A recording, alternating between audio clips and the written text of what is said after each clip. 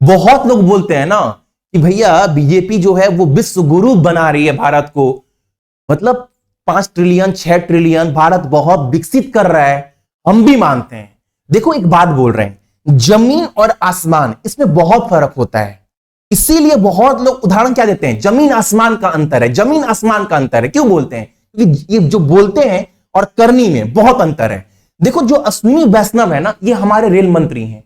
अगर इनका बोला हुआ बात सत्य है, चुनाव से पहले इन्होंने बोला था, बहुत काबिल मंत्री है, बहुत काबिल मंत्री है, बहुत कुछ सुन ली है बाबू। अगर आज से 10 साल पहले चल जाओ ना, अगर रेलवे में एक ट्रेन पलटी मार देना, तो यही बीजेपी सरकार ना धरना पर पूरा लोकसभा चलने नहीं देती थी, बोलती थी हमको इस्तीफा चाहिए, हमको इस्तीफा चाहिए रेल मंत्री का। रेल इतना दुर्घटना एकदम बैठ जाते थे। आज रेल किस कंडीशन में, लोग रेल में यात्रा करने पर डर रहे हैं बाबू। ये हकीकत है, ये आपको पता है अंदर से। आप किसी पार्टी को सपोर्ट करो, लेकिन ये आपको भी पता है, आपका दिल जान रहा है और मैं भी जान रहा हूं, ठीक है। लेकिन आज ये इस्तीफा क्यों नहीं दे रहे हैं? 2 इस्तीफा, बहुत सारा रेल हो गया दुर्घटना, आपने कवच सिस्टम निकाला, सब फेल। तो रेल मंत्री अगर फेलियर हो गया है तो आपको इस्तीफा देना बनता है। आप अगर कुछ नहीं कर पाए तो एक मेहरबानी कर दीजिए ना, जनता के ऊपर मेहरबानी आप कर सकते हो, एक एहसान, एक उपकार कर सकते हैं, आप इस्तीफा दे दीजिए, आपसे रेल चल नहीं रहा है। दूसरी बात, अगर छात्र की बात आए ना, उसमें आप 1000% जो है आप फेल हैं। मैंने बड़ा बड़ा वर्ड लिखा है फेल हैं, क्योंकि देखो मैं ये नहीं बोलता कि आप झूठ बोल रहे हैं। अगर आप सच बोल रहे हैं, अगर आपका बात सच है, आप काबिल नेता हैं, तो आपके द्वारा रेल मंत्रालय के द्वारा चुनाव से पहले कैलेंडर निकाला गया था, ये वाला बोला गया था ना, अब रेलवे में हर साल बहाली आएगा और जनवरी मार्च में एएलपी का बहाली आएगा, ऐसे हर साल चलता रहेगा। ये मेरा नहीं है, ये मैं नहीं बनाया हूं, मैं एडिट किया हूं, ये रेलवे बोला है।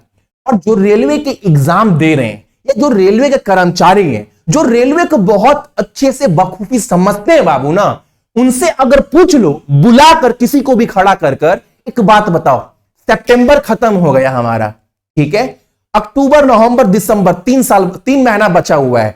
अभी एएलपी का टेक्नीशियन, एएलपी का ट्रैवलिंग पास नहीं आया है, मॉडिफिकेशन लिंक आएगा, एडमिट कार्ड आएगा, ALP CBT 1 CBT 2 technician, RPF, paramedical. भैया ये एग्जाम कितने दिन में हो सकता है? किसी भी जानकार से पूछ लो, ये बाबू पूछ लो एक बार। इतने एग्जाम करवाने में एडमिट कार्ड से लेकर, मॉडिफिकेशन लिंक से लेकर, ट्रैवलिंग पास से लेकर, इसमें ट्विटर कैंपेन भी जोड़ दो, इनको जगाना पड़ेगा ऊपर से। ये जितने एग्जाम बोला, अब ऊपर से बाबू साल खत्म होने वाला है। इस साल के अंत में ग्रुप डी भी था, उसका मिनिस्ट्रियल ईबी कैटेगरी था। ये सब एग्जाम करवाने में रेलवे को समय लगेगा कितना? उसके बाद रिजल्ट जारी करेगी, फिर डीबी वगैरह वगैरह।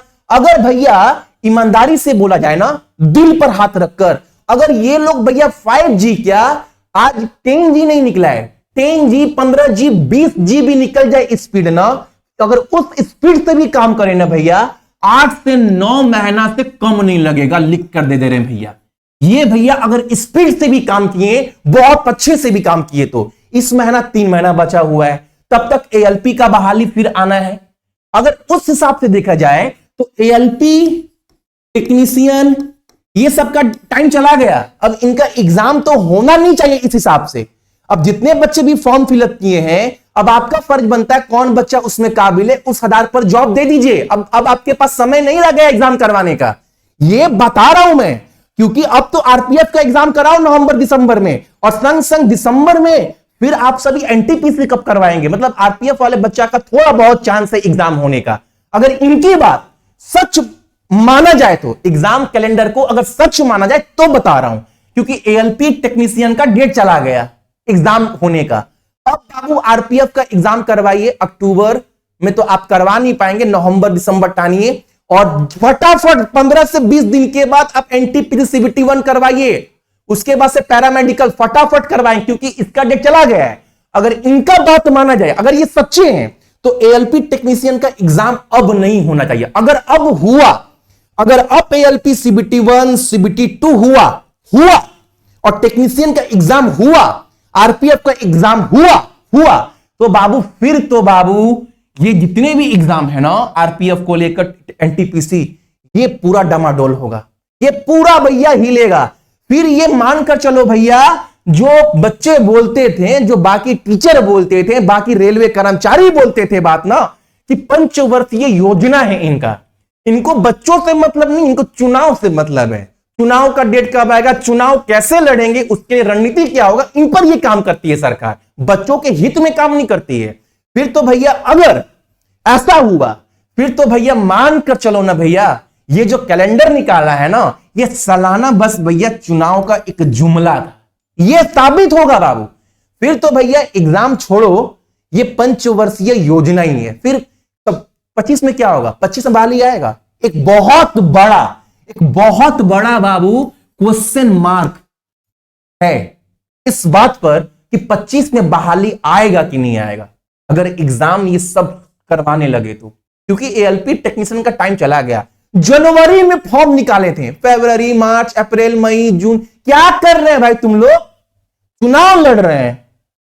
अभी झारखंड में, महाराष्ट्र में चुनाव आ रहा है, वंदे भारत ये चला रहे हैं। अरे वंदे भारत कोई ट्रेन है, वंदे भारत का इतना प्रचार प्रसार करते हैं, एक तो इतना टिकट हाई है, आम आदमी का उतना कमीनी नहीं है, जाकर नॉर्मल ट्रेन में देखो, स्लीपर बोगी में या एसी बोगी में, जनरल में तो बाबू कुत्ता वाला हालत है, जाकर स्लीपर में देखो बाबू, बस से बदतर हालत है एक आम आदमी का। वो वंदे भारत में चलेगा, चढ़ पाएगा, पैसा है उसके पॉकेट में इतना, और ये प्रचार करते वंदे भारत का। बताओ, को आप ओपन कर लीजिएगा। ओपन करने के बाद फोन नंबर, ईमेल आईडी देकर रजिस्टर होने के बाद आप इसको जैसे ही ओपन करोगे, आपको यहां पर क्या दिखेगा, तो यहां पर आप सभी को दिखेगा नीचे में पेड कोर्स, यहां पर देखो, यहां पर दिख रहा है पेड कोर्स, ये वाला आपको इसको ओपन करना है। जैसे ओपन करोगे, ये वाला, इसकी बात कर रहा हूं मैं, ये वाला आपको ये लेना है, जिसके अंतर्गत आपको रेलवे का सब कुछ कंटेंट मिल जाएगा, एनटीपीसी, ग्रुप डी, आरपीएफ, हर एग्जाम के लिए। इसको जैसे ओपन करोगे, आप देखो यहां पर आपका सबसे पहले प्राइवेट लिख दिया गया है। जितने लोग भी लोग हैं बाबू, पहले ये खोलकर आप प्राइवेट ग्रुप में ज्वाइन हो जाना, जो भी तैयारी करेंगे साथ में करेंगे, आपका जो भी डाउट होगा आपको क्लियर करेंगे, ठीक है। उसके बाद कोर्स की बात करें तो यहां पर रीजनिंग के जितने भी आपके चैप्टर है, हर चैप्टर का वीडियो प्रैक्टिस पीडीएफ के साथ, हर चैप्टर प्लस जनरल नॉलेज के सारे टॉपिक का जितने भी इंपॉर्टेंट क्वेश्चन जीके के, ये जान है बाबू, ये जान दे रहा हूं, 4 पार्ट रट्टा मार लेना।